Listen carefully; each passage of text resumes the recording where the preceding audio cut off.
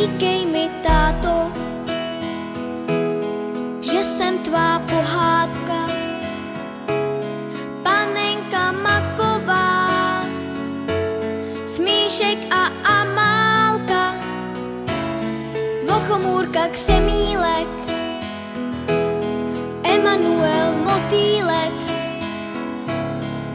že mě nikomu nedáš, že nic lepšího nemáš.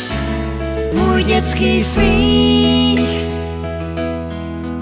ať v nás na pořád zůstává, vždyť dětský smích každý zadarmo dostává.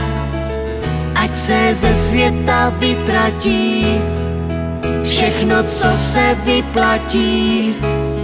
Víš, já tě nikomu nedám, já nic lepšího nemám, než tvůj dětský smích.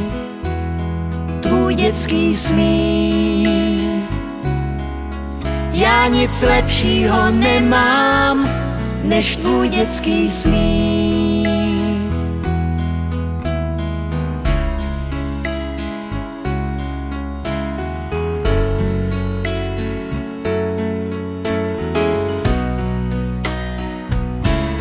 Říkej mi, princezno, že jsem princ pohádky, co přijel za tebou na pořád na svátky. Já byl bych bez tebe, už na věky bez sebe.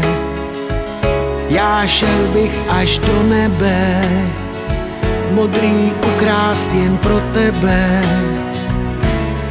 Víš, já tě nepustím, vždycky všechno ti odpustím. Já tě nikomu nedám, já nic lepšího nemám. Tvůj dětský smích,